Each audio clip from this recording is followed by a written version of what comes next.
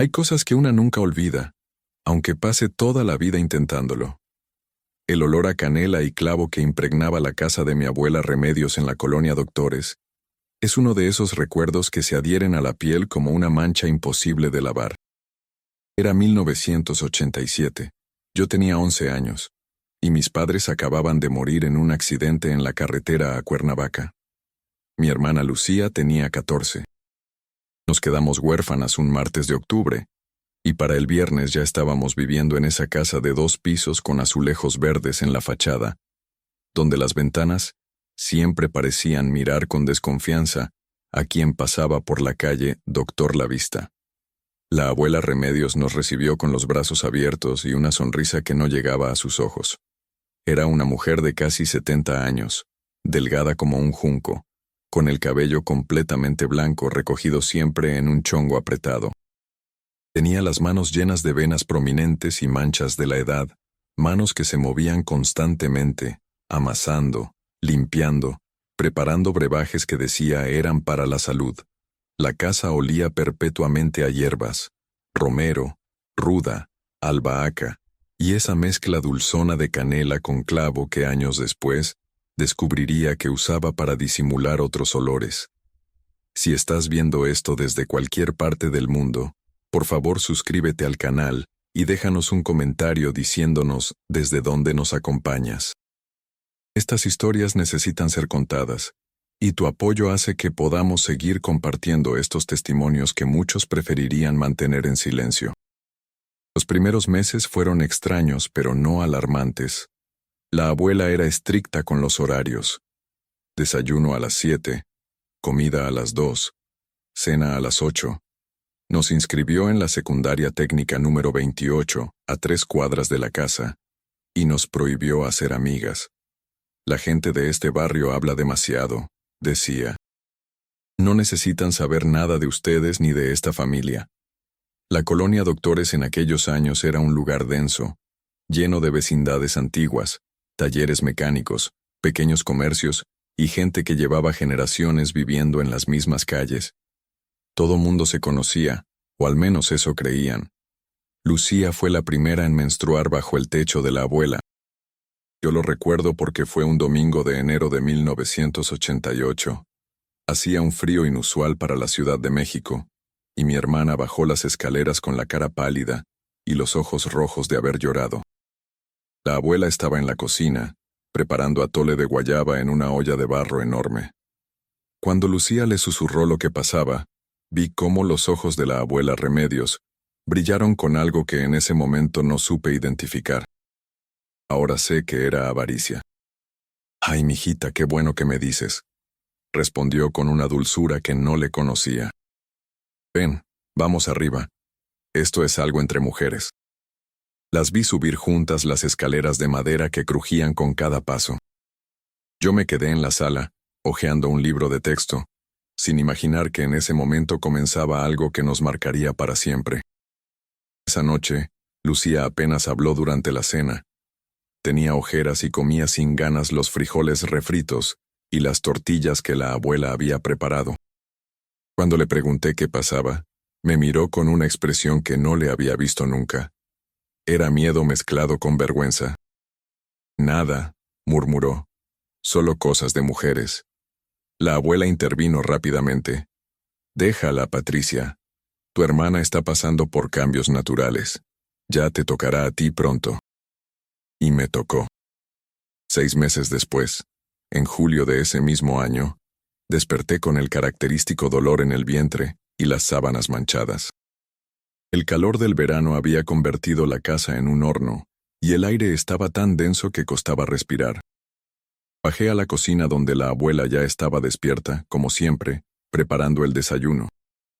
Cuando le dije, su reacción fue idéntica a la que había tenido con Lucía. Esa sonrisa que no alcanzaba los ojos, ese brillo extraño en la mirada. Me llevó al baño del segundo piso, un cuarto pequeño con azulejos blancos agrietados y una ventana que daba al patio trasero. Sobre el lavabo había colocado un frasco de vidrio transparente, de esos que se usaban para conservas. «Mira, mijita», me dijo con voz melosa, «esto es importante. Cuando cambies tu toalla sanitaria, antes de tirarla, quiero que exprimas la sangre aquí. Es para un remedio que estoy preparando. ¿Un remedio?, pregunté, sintiendo cómo algo en mi estómago se retorcía de incomodidad. Sí, mi niña. La sangre menstrual tiene propiedades curativas que la medicina moderna ha olvidado. Yo hago tónicos para la salud, para la vitalidad. Es un conocimiento antiguo de nuestros ancestros. Su explicación sonaba absurda, pero yo tenía 12 años recién cumplidos, estaba huérfana, dependía completamente de ella, y la autoridad de los adultos era algo que en esa época no se cuestionaba tan fácilmente.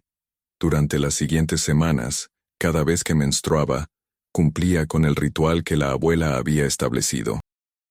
El frasco se llenaba lentamente con ese líquido oscuro que se coagulaba en el fondo.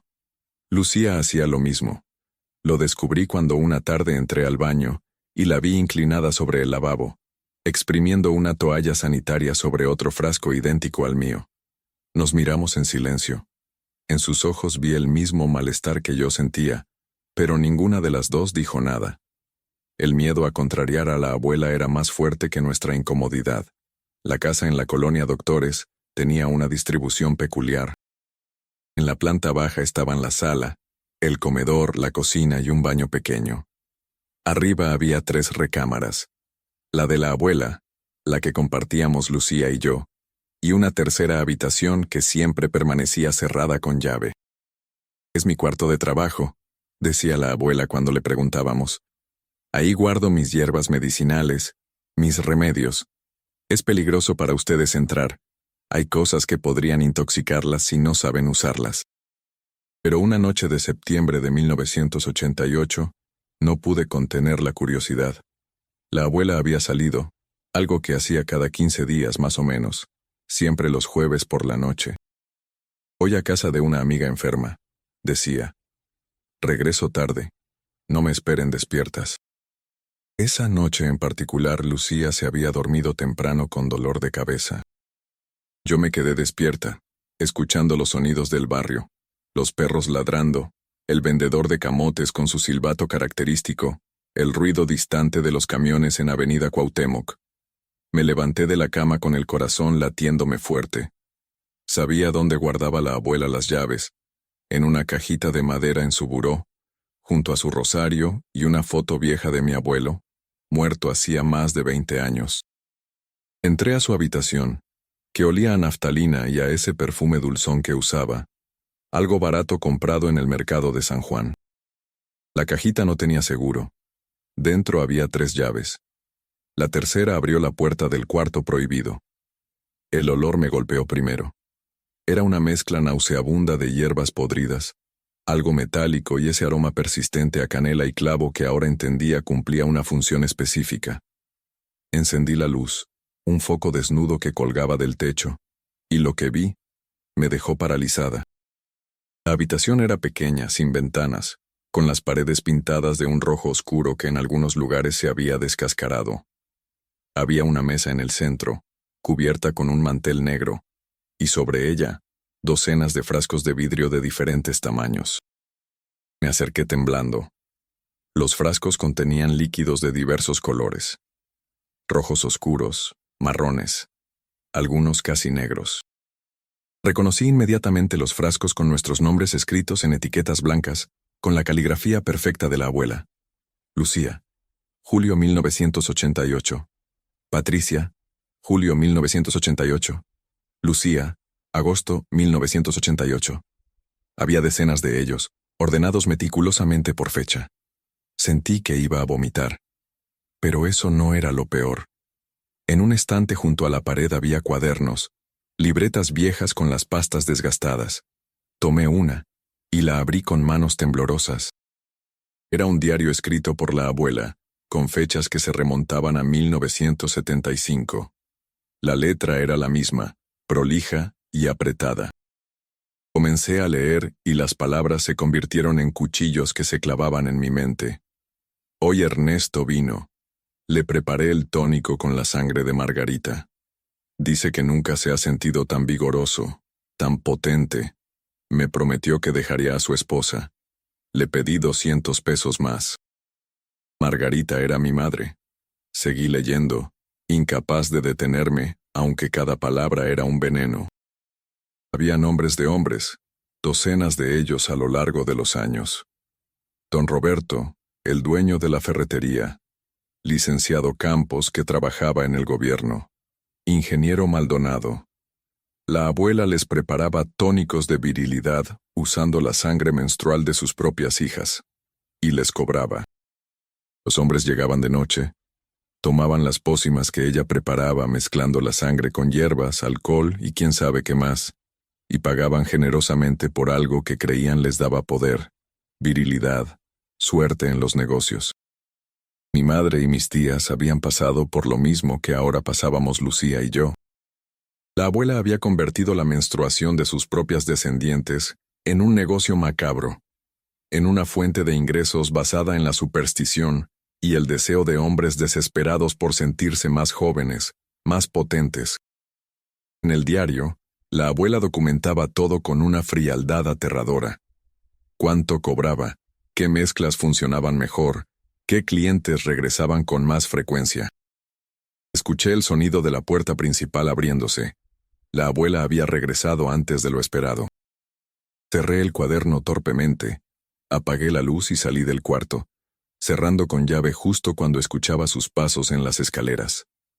Corrí a su habitación, dejé las llaves en la cajita y me metí en mi cama segundos antes de que abriera la puerta de nuestra recámara para verificar que estuviéramos dormidas. Esa noche no pude dormir. Cada vez que cerraba los ojos veía los frascos con nuestros nombres, las páginas del diario con esa letra perfecta documentando años de explotación. Mi madre había vivido esto. Había escapado casándose joven saliendo de esta casa, pero nunca nos había dicho nada. Quizás la vergüenza era demasiado grande.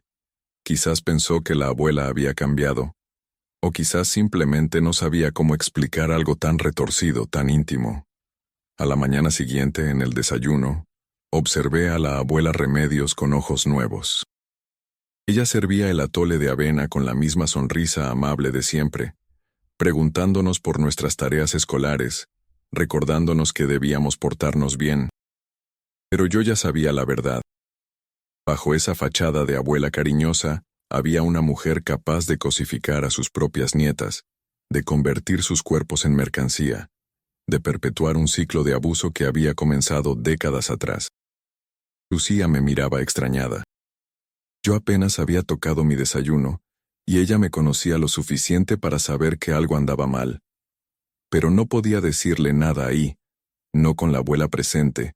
Tendría que esperar, encontrar el momento adecuado para contarle lo que había descubierto. Mientras tanto, el frasco en el baño seguía ahí, esperando ser llenado con nuestra sangre, con nuestra humillación convertida en producto. La colonia Doctores seguía su ritmo habitual afuera de las ventanas. Los vendedores ambulantes pregonaban sus productos. Los camiones repartidores hacían sonar sus bocinas. La vida continuaba para todos los demás. Pero dentro de esa casa de azulejos verdes, donde el olor a canela y clavo intentaba ocultar secretos más oscuros, dos niñas huérfanas acababan de descubrir que el monstruo no era algo externo. No era algo que acechaba en las sombras de la calle. El monstruo vivía con nosotras. Dormía al final del pasillo, y nos servía el desayuno cada mañana con una sonrisa. Esa tarde, cuando la abuela salió a hacer las compras al mercado de Mixcalco, le conté todo a Lucía. Nos sentamos en nuestra habitación, con la puerta cerrada, y le mostré las llaves que había robado de la cajita. Primero no me creyó. Su rostro pasó por varias expresiones: incredulidad, negación, horror. ¿Estás segura?, me preguntó con voz temblorosa. Tenemos que verlo, le dije. Entramos juntas al cuarto prohibido. Ver la reacción de Lucía fue como revivir mi propio horror de la noche anterior. Ella tomó uno de los frascos con su nombre, lo sostuvo contra la luz del foco, y vi cómo las lágrimas comenzaban a rodar por sus mejillas. Todo este tiempo, susurró. Todo este tiempo pensé que estaba loca por sentirme incómoda, por pensar que esto no estaba bien. Abrió uno de los cuadernos y leyó en voz alta: con la voz quebrándose. Lucía todavía es virgen. Eso hace que su sangre sea más valiosa. Don Roberto pagó 500 pesos extra por una botella del tónico preparado solo con ella. Mi hermana dejó caer el cuaderno y se abrazó a sí misma temblando. Yo no sabía qué hacer, cómo consolarla. Éramos dos niñas atrapadas en una pesadilla de la que no sabíamos cómo escapar. No teníamos a dónde ir. No teníamos familia aparte de la abuela. En 1988 en México el sistema de protección infantil era prácticamente inexistente. ¿A quién podíamos acudir? A la policía. Y decirles qué exactamente. Que nuestra abuela recolectaba nuestra sangre menstrual para vendérsela a hombres supersticiosos. Sonaría ridículo, bizarro. Probablemente nos tomarían por mentirosas o locas. Tenemos que irnos, dijo Lucía finalmente, secándose las lágrimas con la manga de su suéter. No podemos seguir aquí. Pero la realidad se impuso rápidamente. Éramos menores de edad, sin dinero, sin nadie más en el mundo. Cualquier intento de fuga terminaría con nuestro regreso a esta casa, y entonces la abuela sabría que habíamos descubierto su secreto. ¿Qué haría? ¿Nos encerraría? ¿Nos lastimaría? No teníamos forma de saberlo. Decidimos que lo mejor era fingir que no sabíamos nada mientras encontrábamos una solución. Guardaríamos silencio. Continuaríamos con la rutina establecida. Seguiríamos llenando esos malditos frascos mientras planeábamos nuestra salida. Pero ahora que sabíamos la verdad, cada acción se volvió insoportable. Cada vez que la abuela nos pedía el favor de recolectar nuestra sangre, sentíamos que un pedazo de nuestra dignidad se desprendía y caía en ese frasco de vidrio. Los meses que siguieron fueron una tortura silenciosa. En la escuela nos concentrábamos en los estudios con una intensidad casi maníaca. Cualquier cosa para no pensar en lo que nos esperaba en casa. Lucía empezó a sacar las mejores calificaciones de su grupo, y yo la seguí de cerca. Los maestros comentaban lo aplicadas que éramos, sin saber que el conocimiento se había convertido en nuestra única vía de escape mental. Mientras tanto, en casa, comenzamos a prestar atención a los patrones de la abuela. Notamos que sus visitas a amigas enfermas seguían un calendario preciso, cada jueves en la noche y ocasionalmente los sábados por la tarde. Esos eran los momentos en que sus clientes venían. Nunca los veíamos directamente. La abuela se aseguraba de que estuviéramos en nuestra habitación cuando ellos llegaban, pero escuchábamos sus voces, sus pasos en las escaleras, el crujido de la puerta del cuarto prohibido al abrirse y cerrarse. Una noche de noviembre, Lucía tuvo la valentía de asomarse por la ventana de nuestra habitación, que daba a la calle, justo cuando uno de los clientes salía de la casa. Era un hombre de unos 50 años, vestido con traje gris, el cabello peinado hacia atrás con gomina. Subió a un Chrysler azul marino estacionado frente a la casa. Lucía memorizó las placas. Días después, cuando pasamos frente a la ferretería de la esquina de Dr. Bertis, vimos el mismo coche estacionado ahí. Don Roberto, el dueño, era cliente de nuestra abuela. Ese descubrimiento fue perturbador de una manera nueva. Don Roberto era un hombre respetable en el barrio, casado, con hijos mayores que nosotras. Nos había vendido útiles escolares, siempre amable, siempre correcto.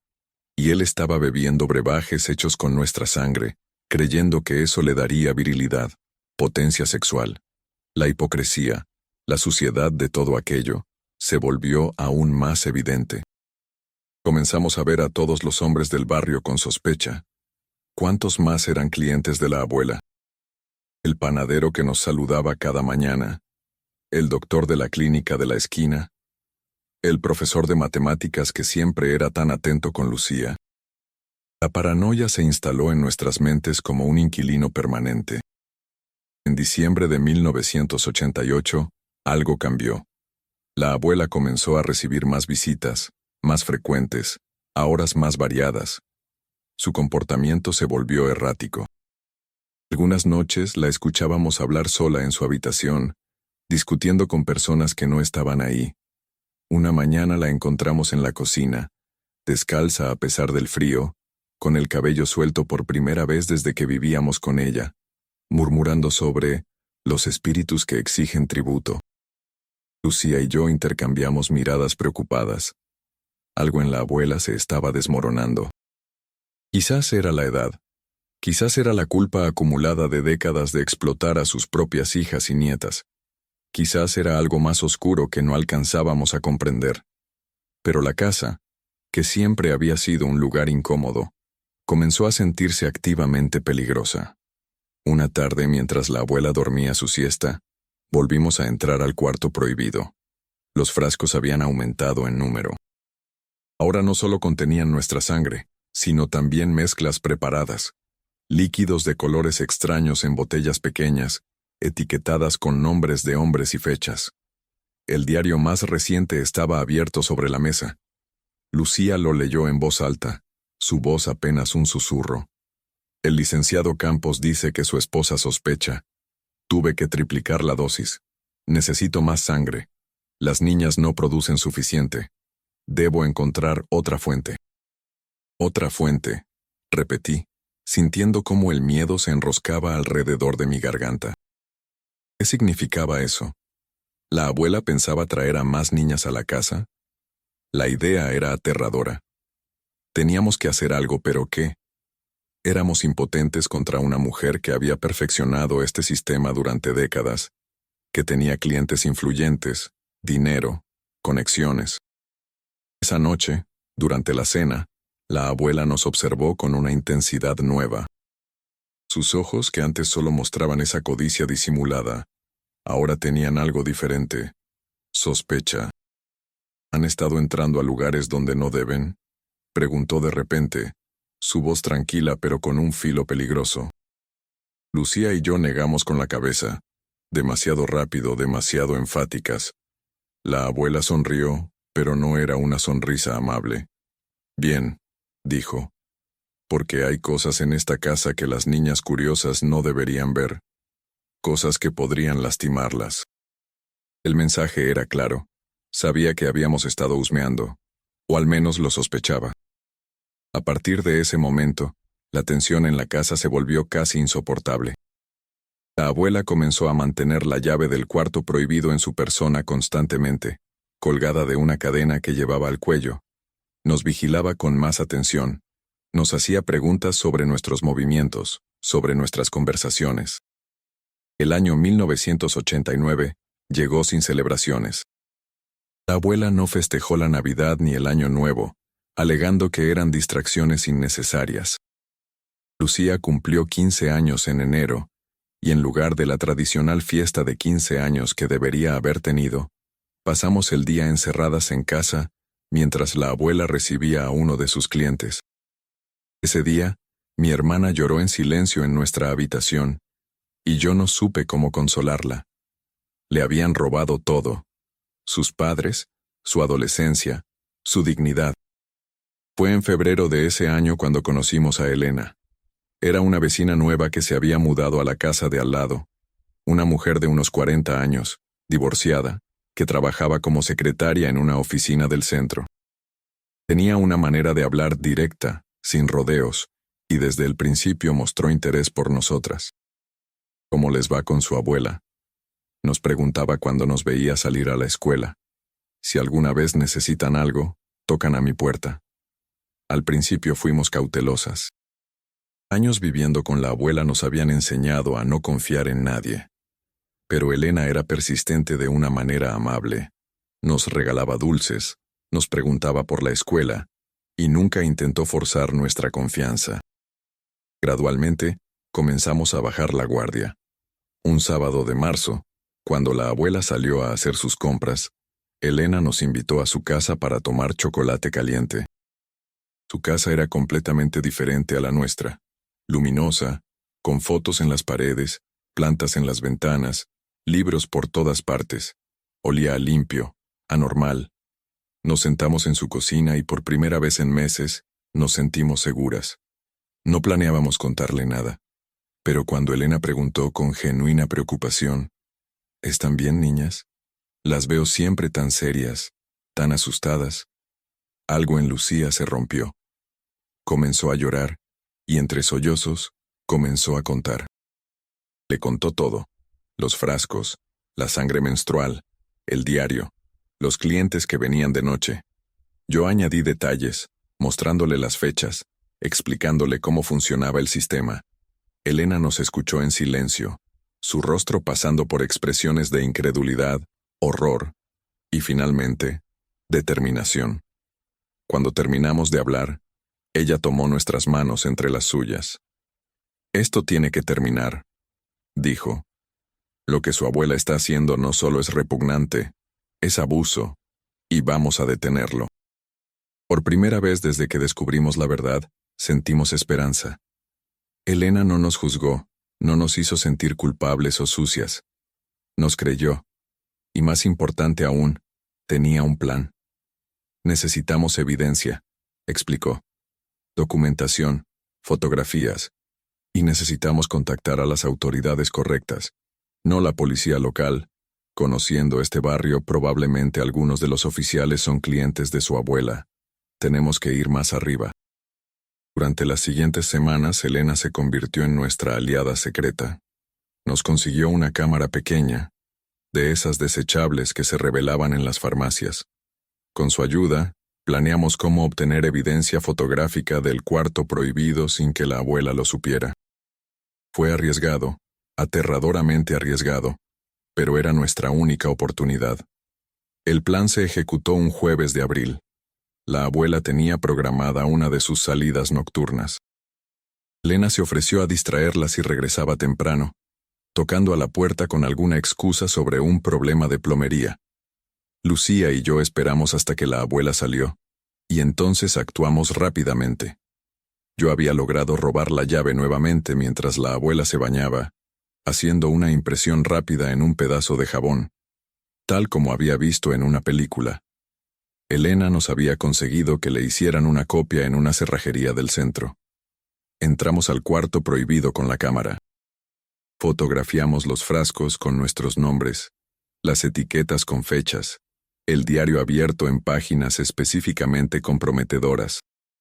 Fotografiamos los estantes, llenos de botellas preparadas, cada una destinada a un cliente específico. Lucía, con manos temblorosas, tomó fotos de las páginas del diario donde la abuela describía explícitamente lo que hacía, cuánto cobraba, los nombres de sus clientes. Teníamos casi todo documentado cuando escuchamos la puerta principal abrirse. La abuela había regresado. Pánico puro nos invadió.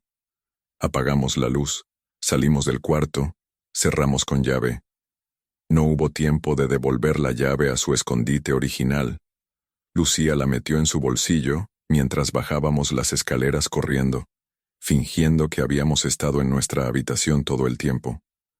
La abuela estaba en la sala quitándose el rebozo. Nos miró con esos ojos que ahora conocíamos tan bien.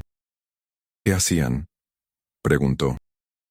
«Nada, abuela», respondió Lucía con una voz que intentaba sonar casual. «Solo bajábamos por agua».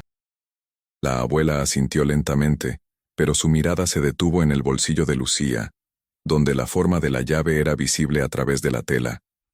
Todo sucedió muy rápido. La abuela cruzó la sala en 3 zancadas, algo imposible para una mujer de su edad, y agarró a Lucía del brazo con una fuerza sorprendente. «Dame esa llave», siseó. Lucía intentó resistirse, pero la abuela era más fuerte. Le metió la mano en el bolsillo y sacó la llave, la miró, y luego nos miró a nosotras. En sus ojos había algo que nunca habíamos visto antes: furia pura. «Han estado en mi cuarto», dijo, su voz baja pero llena de veneno. «Han estado husmeando, robando, planeando en mi contra. Yo intenté intervenir. Abuela, por favor». Ella me abofeteó, el golpe resonando en la sala silenciosa. Fue la primera vez que nos golpeaba físicamente. «Ingratas», escupió. «Las recogí cuando nadie más las quería. Les di un techo, comida, y así me pagan». Nos ordenó subir a nuestra habitación. Cuando intentamos resistirnos, nos amenazó con cosas peores. Subimos las escaleras, sintiendo cómo nuestro plan se desmoronaba. Pero entonces, Escuchamos un golpe en la puerta. Era Elena. Había visto que la abuela regresaba temprano y venía a verificar que estuviéramos bien, usando la excusa del problema de plomería. La abuela, obligada a mantener las apariencias, tuvo que atender a Elena.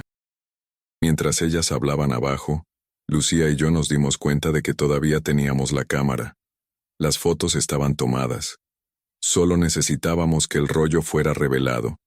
Pero ¿cómo lograrlo si ahora la abuela nos vigilaría más que nunca? Esa noche no dormimos. Lucía y yo nos turnamos para mantenernos despiertas, aterrorizadas de que la abuela entrara y nos hiciera algo. Pero ella no vino. En cambio, la escuchamos moverse por la casa toda la noche, arrastrando cosas, murmurando. Por la mañana, cuando bajamos a desayunar, encontramos que había instalado un candado nuevo en la puerta del cuarto prohibido, uno que requería combinación en lugar de llave. Y había puesto cerraduras nuevas en nuestra habitación también, pero por fuera. Ahora nos podía encerrar. Los días siguientes fueron los más oscuros que habíamos vivido. Abuela apenas nos hablaba, nos servía la comida en silencio, nos enviaba a la escuela y nos esperaba a la salida para asegurarse de que no habláramos con nadie. Nos encerraba en nuestra habitación por las noches. Estábamos prisioneras en nuestra propia casa. Pero Elena no se rindió. Usando señales desde su ventana logró comunicarse con nosotras. Nos indicó que dejáramos caer la cámara por la ventana de nuestro cuarto, envuelta en ropa para que no se dañara.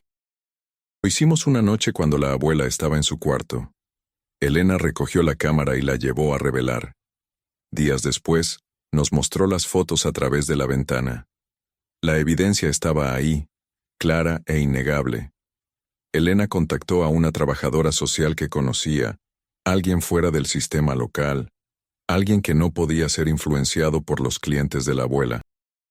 La trabajadora social, una mujer llamada Gabriela Montero, vino a visitarnos a la escuela, hablando con nosotras en privado durante el recreo. Le mostramos copias de las fotos que Elena había hecho. Le contamos toda la historia. Su rostro se endureció con cada detalle. «Esto es gravísimo», dijo finalmente. «Vamos a sacarlas de ahí, pero tienen que ser pacientes unos días más. Necesito autorización judicial, necesito coordinar con servicios de protección infantil. Y necesito asegurarme de que cuando actuemos, sea definitivo. ¿Pueden aguantar una semana más?» Dijimos que sí, aunque cada día en esa casa se sentía como un año. La abuela, quizás sintiendo que algo se tramaba, intensificó su control. Revisaba nuestras mochilas cada día, leía nuestros cuadernos, nos prohibió hablar con cualquiera en la escuela. Pero ya era tarde. Las ruedas de la justicia, lentas como siempre en México, finalmente estaban girando. El 15 de mayo de 1989, cuando regresamos de la escuela, encontramos 2 patrullas estacionadas frente a la casa. Gabriela Montero estaba ahí, junto con 2 oficiales de la policía judicial y otra trabajadora social. Tenían una orden judicial para inspeccionar la propiedad y para removernos temporalmente del cuidado de la abuela, mientras se investigaba la situación. La abuela Remedios intentó resistirse, alegando derechos de privacidad, atacando nuestra credibilidad, diciendo que éramos niñas mentirosas y desagradecidas. Pero cuando abrieron el cuarto prohibido, cuando vieron los frascos, cuando leyeron el diario, cuando documentaron todo con sus propias cámaras policiales, ya no hubo nada que pudiera decir. La evidencia era abrumadora. Nos sacaron de la casa esa misma tarde. Mientras empacábamos nuestras pocas pertenencias, vi a la abuela sentada en la sala, encogida de repente, como si hubiera envejecido 20 años en una hora. No sentí lástima, solo alivio. Fuimos colocadas temporalmente en un albergue para menores mientras las autoridades investigaban y buscaban opciones de largo plazo para nosotras. El albergue no era perfecto, estaba sobrepoblado, y los recursos eran limitados, pero era seguro. Por primera vez en casi 2 años, dormimos sin miedo. El caso de la abuela Remedios creó un pequeño escándalo en la colonia Doctores. Los periódicos locales publicaron artículos vagos sobre prácticas de brujería y explotación de menores, aunque nunca revelaron nuestros nombres. Varios hombres del barrio, clientes de la abuela, fueron identificados. Algunos enfrentaron consecuencias sociales, divorcios, pérdida de respeto en la comunidad, pero ninguno fue procesado legalmente. La vergüenza de admitir que habían pagado por beber sangre menstrual, creyendo que les daría virilidad, era demasiado grande. La abuela fue acusada formalmente de abuso infantil y explotación. Su caso fue lento, tortuoso, como son todos los casos en el sistema judicial mexicano.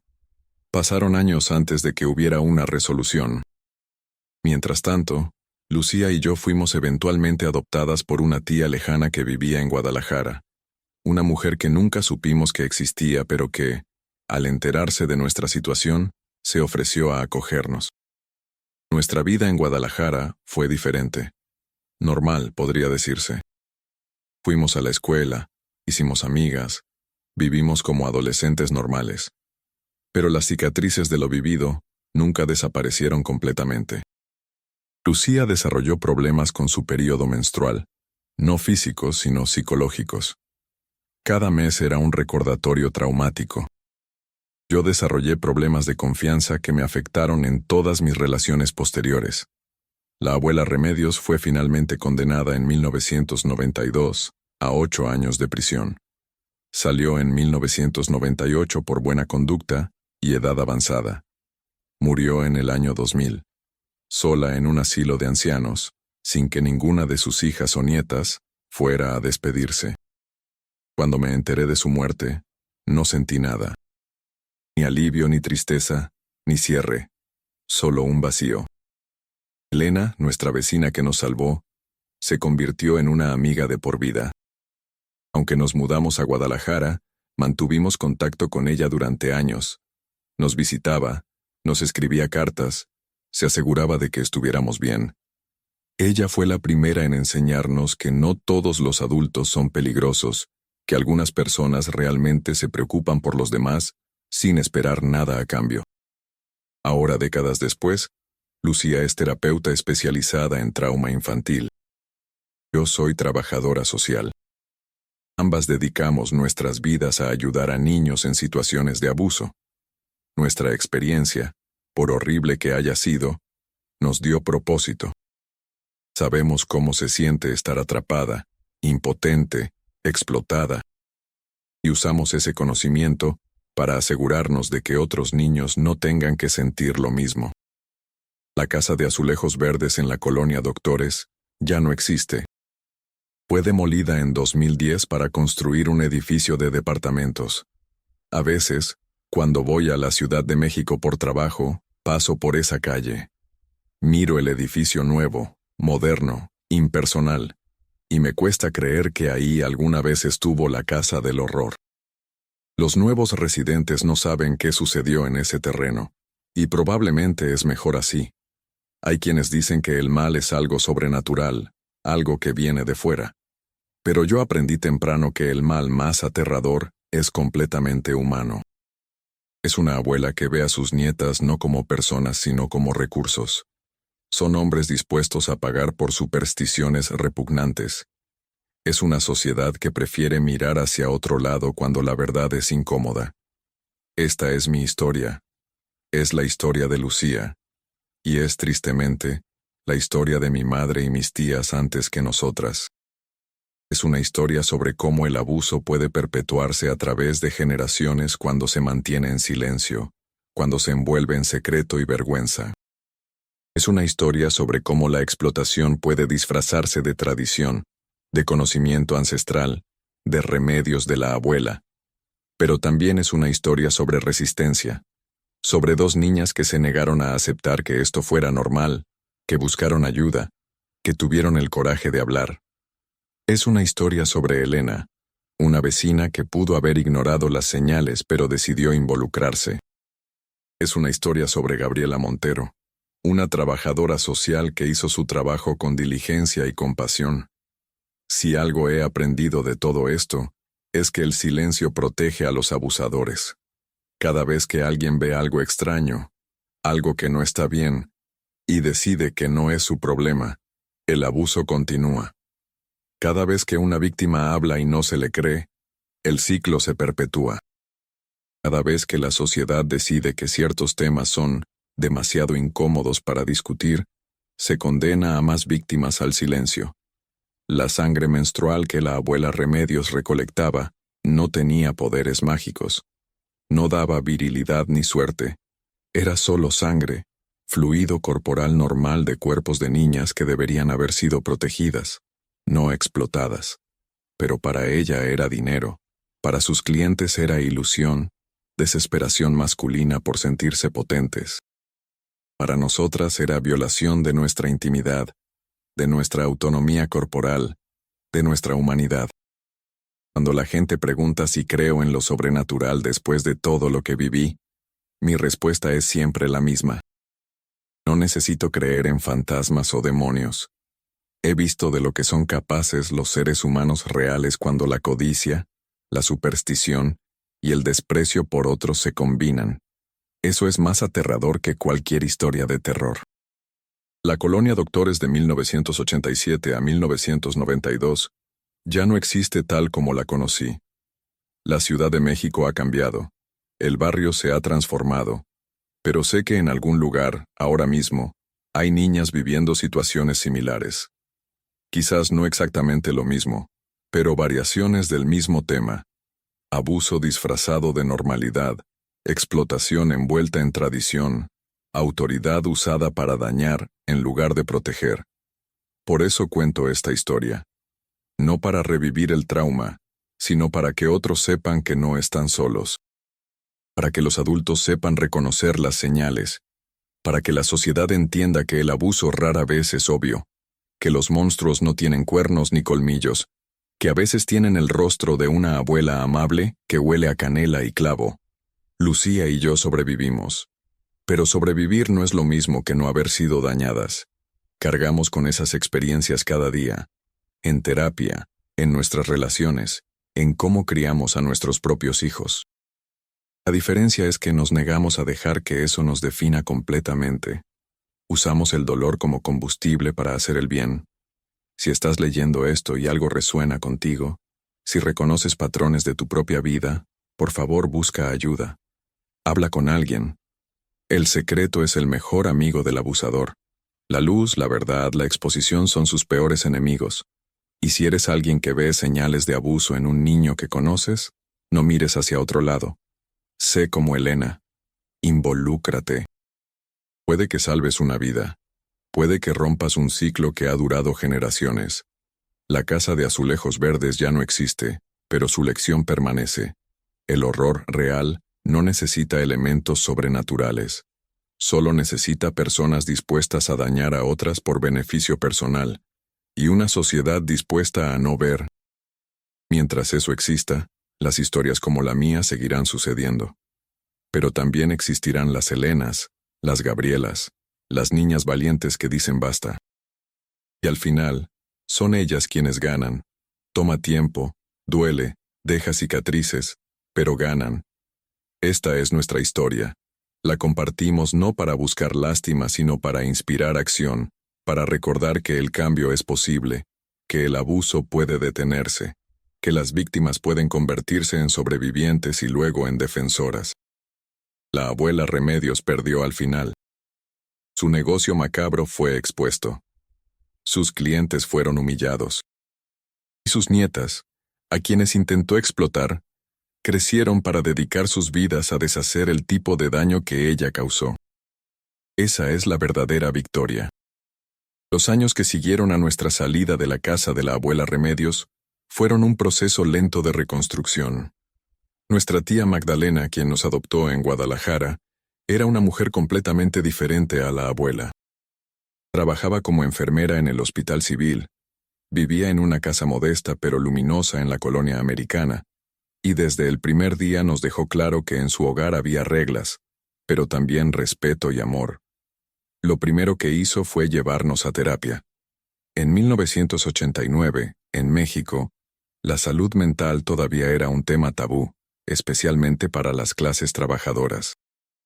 Pero tía Magdalena había visto suficiente sufrimiento en su trabajo para entender que las heridas invisibles son tan reales como las físicas. Nos inscribió en un programa de apoyo psicológico en el DIF, donde una psicóloga llamada doctora Ramírez comenzó el largo proceso de ayudarnos a procesar lo vivido. Las primeras sesiones fueron dolorosas. Lucía se negaba a hablar, se sentaba en la silla con los brazos cruzados y la mirada fija en la pared. Yo lloraba incontrolablemente cada vez que intentaba explicar lo que habíamos experimentado. La doctora Ramírez tenía una paciencia infinita. Nunca nos presionó, nunca nos juzgó. Simplemente estaba ahí, sesión tras sesión, esperando a que estuviéramos listas para soltar la carga que llevábamos. Fue en una de esas sesiones, meses después de haber comenzado, cuando Lucía finalmente habló. Habló sobre la vergüenza que sentía cada vez que menstruaba, cómo había llegado a odiar su propio cuerpo por producir lo que la abuela vendía. Habló sobre las noches en que se despertaba sintiendo que estaba sucia, contaminada, menos humana. Y cuando terminó de hablar, algo en ella se había liberado. No estaba curada. La curación tomaría años, pero había dado el primer paso real. Mientras tanto, el caso legal contra la abuela Remedios avanzaba con la velocidad característica del sistema judicial mexicano. Lentamente. Los abogados del DIF que manejaban nuestro caso nos explicaron que era complicado. Lo que la abuela había hecho era claramente abuso, pero no encajaba perfectamente en ninguna categoría legal existente. No era abuso sexual en el sentido tradicional. No era tráfico de personas. No era exactamente explotación laboral infantil. Era algo retorcido que las leyes de 1989 no habían anticipado. El fiscal asignado al caso, un hombre llamado licenciado Durán, decidió proceder con cargos de abuso infantil, explotación de menores y fraude. Los cargos de fraude eran por venderles a sus clientes remedios que no tenían ningún valor medicinal real. Esto último resultó ser más fácil de probar que el abuso mismo, una ironía amarga que no se nos escapó. Durante el proceso legal, tuvimos que dar testimonio varias veces. Nos trasladaban de Guadalajara a Ciudad de México, nos sentaban en oficinas frías del Ministerio Público y nos hacían revivir cada detalle de lo que habíamos vivido. Lucía desarrolló ataques de pánico antes de cada una de estas sesiones. Yo comencé a tener pesadillas recurrentes donde la abuela entraba a nuestra habitación en Guadalajara, aunque sabía racionalmente que estaba detenida en un reclusorio en la Ciudad de México. Lo más difícil fue cuando el abogado defensor de la abuela intentó desacreditarnos. Era un hombre mayor, de traje oscuro y corbata roja, que nos miraba con condescendencia y hablaba como si fuéramos incapaces de entender la realidad. Sugería que habíamos malinterpretado las intenciones de nuestra abuela, que éramos demasiado jóvenes para comprender prácticas medicinales tradicionales, que habíamos sido influenciadas por Elena y las trabajadoras sociales para fabricar una historia. ¿No es cierto?, nos preguntaba con voz melosa, que su abuela solo intentaba ayudar a personas enfermas con remedios naturales. ¿No es cierto que ustedes, como niñas que eran, simplemente no entendían lo que hacía? Lucía lo miró directamente a los ojos y respondió con una firmeza que no sabía que tenía. Lo que entendíamos perfectamente era que nos hacía sentirnos violadas en nuestra propia casa cada mes. Eso no necesita interpretación.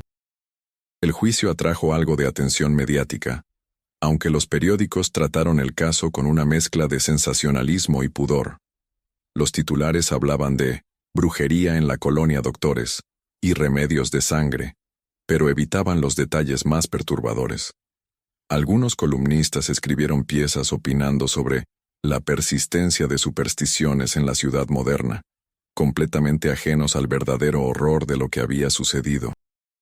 Lo que ningún medio publicó fueron los nombres de los clientes de la abuela. A pesar de que el diario contenía docenas de nombres, a pesar de que algunos fueron interrogados como testigos, ninguno enfrentó cargos. El fiscal Durán nos explicó que no había evidencia de que los clientes supieran exactamente qué contenían los tónicos que compraban. La abuela les decía que eran preparados de hierbas especiales, y ellos, en su desesperación supersticiosa, no preguntaban más. La ignorancia voluntaria, al parecer, era defensa suficiente. Pero en el barrio, en la colonia Doctores, los rumores corrieron como fuego. Don Roberto cerró su ferretería y se mudó con su familia a otro estado.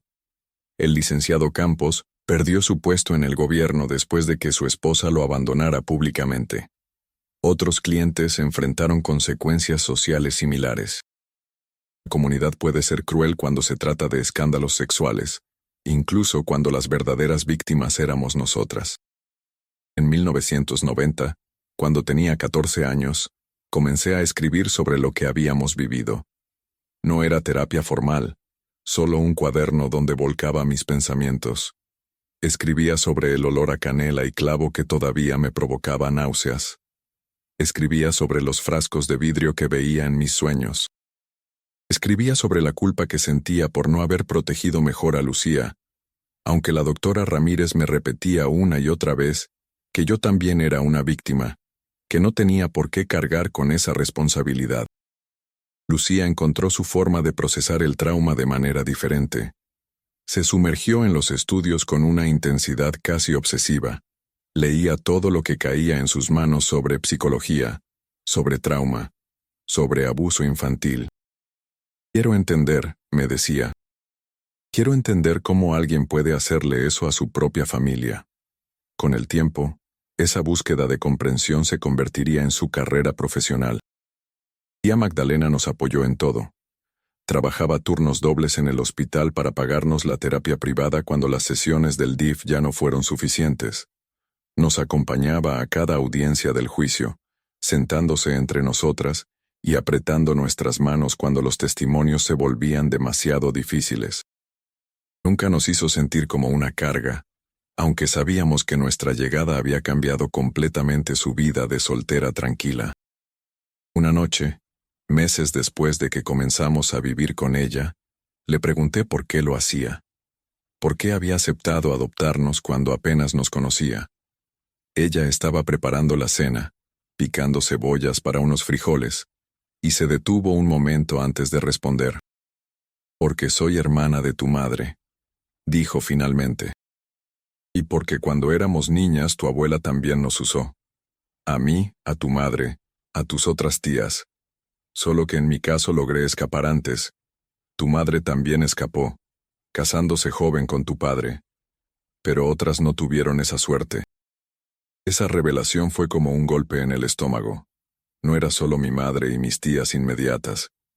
Era toda una red de mujeres de la familia que habían pasado por lo mismo a lo largo de décadas. ¿Por qué nadie dijo nada?, pregunté, sintiendo cómo la rabia crecía en mi pecho. Tía Magdalena suspiró. La vergüenza, mija, y el miedo. Tu abuela tenía poder en esa casa, en ese barrio, y en aquellos tiempos, ¿a quién ibas a decirle? ¿A la policía? Se hubieran reído. ¿A un sacerdote? Hubiera dicho que era cosa de mujeres. La sociedad no estaba lista para escuchar este tipo de historias. Pero ahora sí lo está, añadió, volviendo a picar las cebollas con renovada energía. Por eso es importante que ustedes hablaran, que denunciaran. Están rompiendo un ciclo que ha durado generaciones. Eso requiere un coraje que muchas de nosotras no tuvimos. El juicio finalmente concluyó en mayo de 1992. La abuela Remedios fue declarada culpable de abuso infantil en grado agravado y fraude continuado. La sentencia fue de 8 años de prisión. Cuando el juez leyó el veredicto, busqué alguna reacción en el rostro de la abuela. Esperaba ver arrepentimiento, culpa, algo humano. Pero solo vi una expresión de amargura, como si el mundo le hubiera hecho una injusticia a ella. No asistimos a todas las audiencias de sentencia. Tía Magdalena decidió que ya habíamos pasado suficiente tiempo reviviendo el trauma, que necesitábamos comenzar a mirar hacia adelante en lugar de estar constantemente mirando hacia atrás. Así que cuando llegó el día de la sentencia final, ella fue sola a representarnos. Nos trajo la noticia esa noche. Se acabó. Dijo simplemente. Está encerrada. No puede lastimarlas más. Pero la verdad era más complicada. Sí, la abuela estaba físicamente encerrada, pero su presencia, su influencia, sus acciones seguían atormentándonos. Yo seguía teniendo pesadillas. Lucía seguía teniendo problemas con su menstruación. Cada ciclo un recordatorio traumático. Tía Magdalena hacía lo mejor que podía, pero no podía borrar años de abuso con amor y paciencia, por más que lo intentara. En la secundaria en Guadalajara, nos integramos lentamente. Hicimos algunas amigas, aunque nunca cercanas. Había una barrera invisible entre nosotras y nuestros compañeros. Ellos hablaban de problemas normales de adolescentes, crushes, tareas, peleas con sus padres. Nosotras llevábamos un peso que no podíamos compartir. ¿Cómo explicarles? ¿Cómo decirles que mientras ellos se preocupaban por el examen de matemáticas, nosotras habíamos testificado en un juicio criminal contra nuestra propia abuela? Una compañera llamada Sofía se acercó especialmente a mí. Era una chica tranquila, estudiosa, que también parecía estar un poco al margen del grupo principal. Un día, durante el recreo, me preguntó directamente, ¿por qué siempre pareces tan triste? La pregunta me tomó desprevenida. Nadie me había preguntado antes de manera tan directa. Cosas familiares, respondí vagamente. Ella asintió. Yo también, dijo. Mi papá nos golpeaba. Por eso vivimos solo con mi mamá ahora. Esa conversación fue el inicio de una amistad real. Sofía entendía, en su propia manera, lo que era cargar con trauma familiar. No le conté todos los detalles de lo que habíamos vivido, pero le conté lo suficiente para que entendiera. Y ella nunca me juzgó, nunca hizo preguntas morbosas, simplemente estaba ahí, una presencia constante y comprensiva. A través de Sofía conocí a otras chicas que también llevaban sus propias cicatrices. María, cuya madre era alcohólica. Andrea, que había sido abusada sexualmente por un tío. En retrospectiva, me doy cuenta de que nos encontrábamos entre nosotras, las chicas dañadas, como si tuviéramos un radar invisible para detectar el dolor ajeno. Formamos un grupo pequeño pero unido, apoyándonos mutuamente sin necesidad de palabras explícitas. Lucía en la preparatoria tuvo una experiencia diferente. Ella se volcó completamente al activismo estudiantil. Se unió a grupos que luchaban por derechos de las mujeres, que protestaban contra la violencia doméstica. Sus maestros comentaban que era intensa, apasionada hasta el punto de ser agresiva. Pero yo entendía. Lucía estaba canalizando su rabia, su dolor, en acción. Si no podía cambiar lo que nos había pasado, al menos podía intentar cambiar el sistema que permitía que esas cosas sucedieran. En 1993, cuando yo tenía 17 y Lucía 20, recibimos una noticia inesperada. La abuela Remedios estaba enferma, cáncer de páncreas, en etapa avanzada. Los médicos de la prisión no le daban más de 6 meses de vida. Su abogado solicitó liberación por razones humanitarias, argumentando que debería poder morir fuera de la cárcel. El fiscal Durán nos contactó para preguntarnos nuestra opinión. Lucía fue clara e inmediata. Que se pudra en la cárcel. Yo estaba menos segura. No sentía lástima por la abuela, exactamente, pero tampoco sentía la rabia ardiente que Lucía todavía cargaba. Principalmente sentía indiferencia. La abuela se había convertido en una abstracción, un personaje de una pesadilla que cada vez se sentía menos real. No me importa, le dije al fiscal. Que hagan lo que sea mejor legalmente. La solicitud fue denegada. La abuela Remedios pasaría sus últimos meses en la enfermería de la prisión. Ninguna de nosotras fue a visitarla. Tía Magdalena sí fue, una vez, más por obligación familiar que por deseo real. Regresó de esa visita pálida y en silencio. Cuando finalmente habló, dijo, no mostró arrepentimiento, ni siquiera al final. Solo estaba enojada de que la hubieran atrapado. La abuela murió en julio de 1994. Tenía 77 años. Su funeral fue pequeño. Asistieron solo algunas vecinas viejas de la colonia Doctores que probablemente no sabían toda la historia o que preferían ignorarla. Ninguna de sus hijas o nietas estuvo presente. Fue enterrada en una tumba sin nombre en el Panteón de Dolores, una muerte anónima para alguien cuyas acciones habían causado tanto daño. Cuando recibimos la noticia de su muerte, esperé sentir algo: alivio, cierre, satisfacción, pero solo sentí vacío. Lucía tuvo una reacción más visceral. Lloró, no de tristeza sino de rabia, porque la abuela había muerto sin nunca admitir lo que había hecho, sin nunca pedir perdón. No es justo, repetía entre sollozos. Murió sin pagar realmente por lo que hizo. 8 años no fueron suficientes. Una vida de prisión no hubiera sido suficiente. Tía Magdalena, con su sabiduría práctica de enfermera que había visto mucho sufrimiento, nos dijo algo que me quedó grabado. El castigo nunca es suficiente para sanar el daño. La justicia no es venganza. Lo que necesitan no es que ella sufra más, sino que ustedes sanen. Y eso es un trabajo que solo ustedes pueden hacer, con tiempo y ayuda. Esas palabras me acompañaron cuando decidí estudiar trabajo social en la Universidad de Guadalajara. Quería entender los sistemas que habían fallado, que habían permitido que el abuso continuara durante tanto tiempo. Quería aprender cómo detectar señales de abuso, cómo intervenir efectivamente, cómo apoyar a víctimas de maneras que realmente ayudaran. Lucía, por su parte, estudió psicología. Su pasión por entender el trauma, por desmenuzar los mecanismos del abuso, la llevó a especializarse en trauma infantil. Durante su maestría, escribió su tesis sobre patrones de abuso intergeneracional en contextos familiares, usando nuestra propia historia, anonimizada, como uno de los casos de estudio. Leer esa tesis fue doloroso pero también catártico.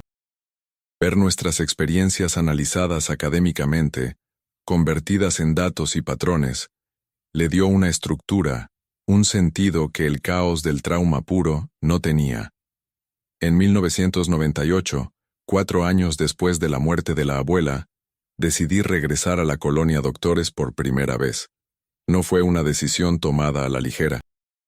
La doctora Ramírez, con quien todavía tenía sesiones ocasionales, me ayudó a prepararme. Puede ser retraumatizante, me advirtió. Pero también puede ser una forma de tomar control, de regresar en tus propios términos. Fui sola, en un autobús desde Guadalajara. El viaje duró horas, y cada kilómetro que me acercaba a la Ciudad de México, sentía cómo la ansiedad crecía en mi pecho. Cuando llegué a la colonia Doctores, casi no reconocí el lugar. Habían pasado 9 años, y el barrio había cambiado. Algunas calles estaban renovadas, otros edificios habían sido demolidos. Pero la atmósfera esencial, esa sensación de historia acumulada en cada esquina permanecía. Caminé por la calle Doctor Lavista, hasta llegar a donde había estado la casa. Los azulejos verdes de la fachada todavía estaban ahí, pero la casa se veía abandonada. Las ventanas estaban tapadas con madera. La puerta principal tenía un candado oxidado. Según me enteré después de que la abuela fue arrestada, la casa había quedado en un limbo legal. Sus hijas, incluyendo mi madre, habían muerto o no querían nada que ver con la propiedad. Nadie la quería comprar después de que el escándalo salió a la luz. Así que simplemente se quedó ahí, deteriorándose lentamente. Me quedé parada frente a la casa durante casi 1 hora. Vecinos pasaban, me miraban con curiosidad pero no decían nada. Intenté sentir algo: miedo, rabia, tristeza, pero la casa vacía, con sus ventanas ciegas y su pintura descascarada, solo me parecía patética. Había sido el escenario de tanto horror, y ahora era solo un edificio viejo destinado a la demolición eventual. Toqué a la puerta de la casa de al lado, donde Elena había vivido. Una mujer joven abrió, alguien que obviamente no era Elena. Le pregunté por ella. La señora Elena se mudó hace como 5 años, me dijo. Creo que se fue al norte, a Monterrey o algo así. No dejó dirección. Sentí una punzada de decepción. Elena había sido nuestra salvadora, y nunca habíamos mantenido contacto después de mudarnos a Guadalajara. Fue un recordatorio de cómo las personas entran y salen de nuestras vidas, dejando impactos profundos pero a veces sin dejar rastro.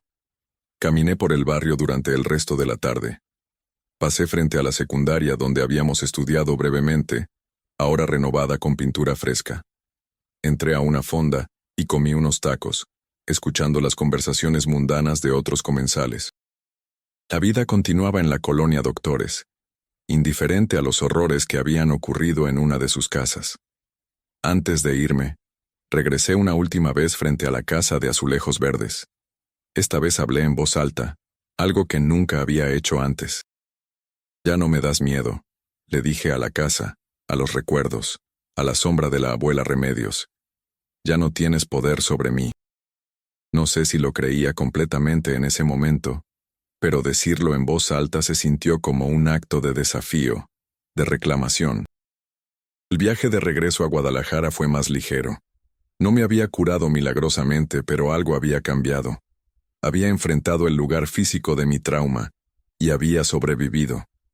Más que eso, había caminado por esas calles como una adulta, en mis propios términos, no como una niña atrapada y aterrorizada. Cuando llegué a casa, tía Magdalena me estaba esperando con una cena caliente. No me preguntó detalles del viaje, solo me abrazó fuerte. «Estoy orgullosa de ti», dijo. Y en ese momento, por primera vez en mucho tiempo, también estuve orgullosa de mí misma. Los años siguientes trajeron cambios significativos. Me gradué de trabajo social en 2000 y conseguí mi primer empleo en el DIF de Jalisco, trabajando con niños en situaciones de riesgo. Lucía terminó su maestría y abrió una consulta privada especializada en trauma, aunque también trabajaba pro bono con víctimas de violencia doméstica. Ambas nos habíamos convertido en las profesionales que hubiéramos necesitado cuando éramos niñas. Tía Magdalena se jubiló en 2002, después de 30 años de servicio en el hospital. Celebramos con una fiesta pequeña, solo nosotras tres y algunas de sus amigas cercanas. Durante el brindis, ella nos dijo algo que me hizo llorar. «Ustedes dos son mi mayor orgullo. No solo sobrevivieron, prosperaron. Se convirtieron en mujeres fuertes que ayudan a otros. Eso es más de lo que muchos logran en toda una vida». En 2003 conocí a Roberto, un profesor de secundaria que trabajaba en una escuela en una zona marginada de Guadalajara. Era amable, paciente, y cuando finalmente le conté mi historia, no salió corriendo. En cambio, me escuchó, me abrazó y me dijo que mi pasado no me definía a menos que yo quisiera. Nos casamos en 2005, en una ceremonia pequeña con Lucía como mi madrina y tía Magdalena llorando en la primera fila. Lucía tardó más en encontrar a alguien. Su intensidad, su pasión por su trabajo, su dificultad para confiar, todo eso hacía las relaciones difíciles. Pero en 2007 conoció a Carmen, una abogada que trabajaba en derechos humanos. Carmen entendía el activismo, la necesidad de luchar por justicia. Se complementaron perfectamente. Se casaron en 2010, en una ceremonia en la playa en Puerto Vallarta, cuando el matrimonio igualitario todavía no era legal en Jalisco, pero sí en algunos lugares de México. Ambas tuvimos hijos eventualmente. Yo tuve 2 hijas, en 2008 y 2011. Lucía y Carmen adoptaron un niño en 2012. Criar a nuestros propios hijos fue aterrador y sanador al mismo tiempo. Aterrador porque conocíamos demasiado bien cómo los adultos podían lastimar a los niños. Sanador porque podíamos romper definitivamente el ciclo, criar a nuestros hijos con amor, respeto y autonomía sobre sus propios cuerpos. Nunca les mentimos a nuestros hijos sobre nuestro pasado. Cuando fueron lo suficientemente grandes para entender, les contamos versiones apropiadas para su edad de lo que habíamos vivido. Queríamos que supieran que si alguna vez alguien los hacía sentir incómodos, incluso si era familia, podían decirnos. Queríamos que entendieran que los secretos familiares son peligrosos, que el silencio protege a los abusadores. En 2010, cuando la casa de azulejos verdes finalmente fue demolida, Lucía y yo viajamos juntas a la Ciudad de México para ver No había nada ceremonioso en la demolición. Era solo una cuadrilla de trabajadores con maquinaria pesada, derribando paredes, cargando escombros en camiones. Pero para nosotras significaba algo más. Era el último vestigio físico de nuestro trauma siendo borrado. ¿Sientes algo?, me preguntó Lucía mientras veíamos caer la última pared. Pensé en la pregunta. Cierre, dije finalmente. No curación completa, no olvido, pero cierre. Ella asintió. Sí. Eso es exactamente lo que es. El edificio de departamentos que construyeron en ese terreno se inauguró en 2012. Es un lugar genérico, con fachada de vidrio y balcones pequeños. Las familias que viven ahí probablemente no saben qué sucedió en ese lugar antes. Y está bien. No todo necesita ser recordado públicamente. Algunas historias se cargan de manera privada. A lo largo de los años, tanto Lucía como yo hemos trabajado con cientos de niños que han sufrido diversos tipos de abuso. Cada caso es diferente, pero hay patrones recurrentes. El secreto, la vergüenza, el miedo, la sensación de estar atrapados. Y en cada caso, usamos lo que aprendimos de nuestra propia experiencia. Sabemos cómo suena una mentira de protección. Conocemos la mirada de un niño que está siendo lastimado en casa. Entendemos el coraje que se necesita para hablar. En 2015, Lucía publicó un libro sobre trauma infantil intergeneracional. En él, usó casos anonimizados de su práctica, incluyendo el nuestro. El libro se convirtió en texto de referencia en varias universidades mexicanas. Me sentí extraña viéndolo en librerías, sabiendo que estudiantes de psicología estaban leyendo sobre lo que nos había pasado, aunque sin saber que éramos nosotras. Pero también me sentí orgullosa. Nuestro dolor se había convertido en conocimiento, en herramienta para ayudar a otros. Tía Magdalena murió en 2018, a los 74 años, de un infarto repentino. Fue devastador. Ella había sido la madre que realmente tuvimos, la que nos salvó cuando más lo necesitábamos.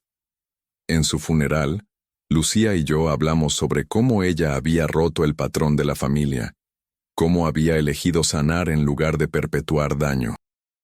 Era lo que una madre debería ser, dijo Lucía en su elegía. Protectora, amorosa, presente.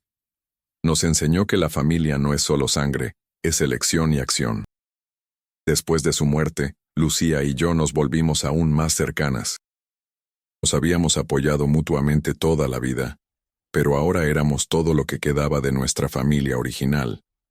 Nuestros hijos primos crecieron juntos, sin las dinámicas tóxicas que habían definido a generaciones anteriores de nuestra familia. En 2020, durante la pandemia, cuando todo el mundo estaba encerrado y enfrentando sus propios traumas de aislamiento, Lucía y yo tuvimos largas conversaciones por videollamada. Hablamos sobre cómo nuestras experiencias nos habían preparado, de manera perversa, para el aislamiento y la incertidumbre. Habíamos sobrevivido cosas peores que una cuarentena. Teníamos herramientas de resiliencia que muchos estaban descubriendo por primera vez. También fue durante ese tiempo que decidimos finalmente buscar a Elena. Con la ayuda de redes sociales e internet, logramos rastrearla. Efectivamente vivía en Monterrey, ahora jubilada, con nietos. Cuando le escribimos, su respuesta fue inmediata y emocionada. Hicimos una videollamada y fue como si no hubieran pasado décadas. Ella lloró al vernos, ahora mujeres adultas con nuestras propias familias y carreras. Siempre me pregunté qué había sido de ustedes, dijo. Rezo por ustedes a menudo. Le contamos cómo nuestras vidas habían resultado, las carreras que habíamos elegido, los niños que habíamos criado. Ella escuchaba con lágrimas rodando por sus mejillas. Hice lo correcto, murmuró. A veces me preguntaba si meterme había sido correcto, si había causado más problemas. Pero verlas ahora, sé que valió la pena. Le aseguramos que absolutamente había valido la pena, que nos había salvado la vida. Ahora, en 2026, Lucía tiene 51 años y yo 48. Nuestros hijos son adultos jóvenes, comenzando sus propias vidas. Seguimos trabajando en nuestros campos, aunque ahora también enseñamos, entrenamos a la siguiente generación de trabajadores sociales y psicólogos. Damos conferencias sobre trauma, abuso, resiliencia. A veces, después de una conferencia, alguien se acerca a mí en privado. Usualmente es una mujer, aunque a veces es un hombre. Me cuentan en susurros su propia historia de abuso, de trauma familiar, de secretos que han cargado durante años. Les escucho, les ofrezco recursos, pero más que nada les ofrezco algo que a mí me tomó años encontrar. La comprensión de que lo que les pasó no fue su culpa, que el sobrevivir es suficiente, que la sanación es posible, aunque no sea lineal ni completa. La historia de la abuela Remedios y la casa de azulejos verdes se ha convertido casi en leyenda urbana en ciertos círculos de la Ciudad de México. He escuchado versiones distorsionadas en foros de Internet, en podcasts sobre crímenes verdaderos. Algunos detalles son correctos, otros están exagerados o completamente inventados. Nunca he confirmado públicamente que era sobre nosotras. Esa es una privacidad que me reservo. Pero escribo esto ahora, 3 décadas después, porque creo que es importante. No la versión sensacionalista, sino la verdad humana y complicada. La historia de cómo el abuso puede esconderse en lo cotidiano, cómo puede perpetuarse a través de generaciones cuando se mantiene en secreto. Pero también la historia de cómo puede romperse ese ciclo, cómo las víctimas pueden convertirse en sobrevivientes y luego en personas que ayudan a otros a sobrevivir. La abuela Remedios ha estado muerta por 32 años. La casa donde cometió sus abusos fue demolida hace 16.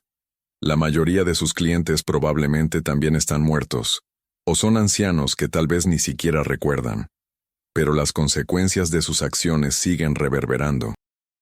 En las pesadillas que ocasionalmente todavía tengo, en los momentos en que Lucía se paraliza durante su propio periodo menstrual, en cómo ambas criamos a nuestros hijos con una hiperconciencia de autonomía corporal, pero también reverberan en positivo, en cada niño que hemos ayudado a través de nuestro trabajo, en cada familia que ha evitado perpetuar ciclos de abuso gracias a intervención temprana.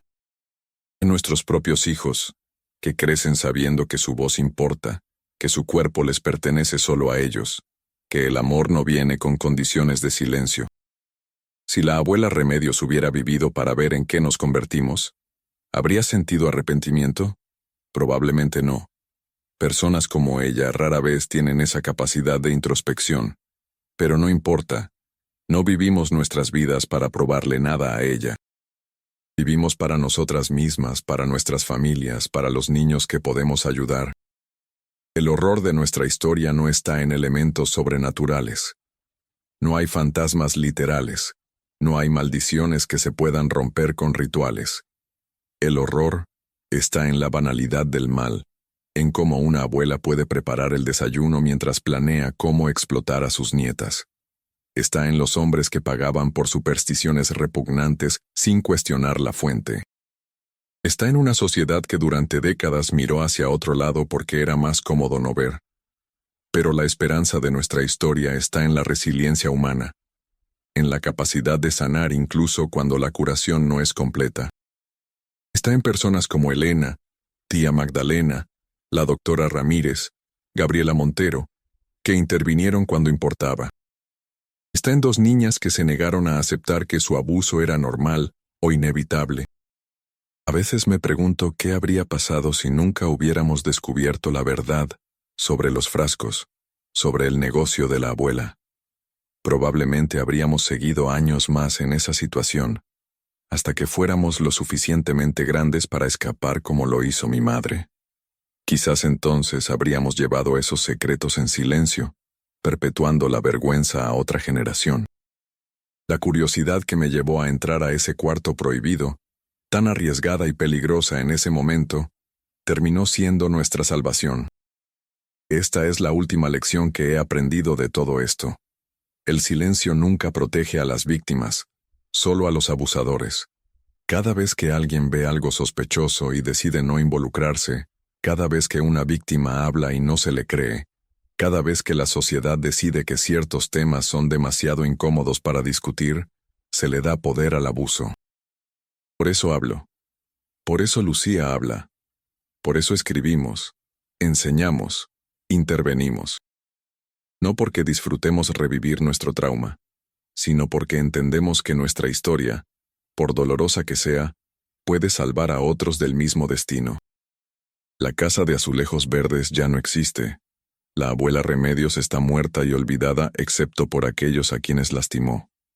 Pero las lecciones permanecen, y el trabajo continúa. Y cada niño que ayudamos, cada ciclo de abuso que rompemos, cada familia que sanamos, es una victoria sobre la oscuridad que intentó consumirnos. No es venganza, es transformación. El dolor convertido en propósito, el trauma convertido en herramienta para el bien. Esa es la verdadera historia de la casa de la Colonia Doctores. No solo de horror, sino de supervivencia, resistencia y, finalmente, redención.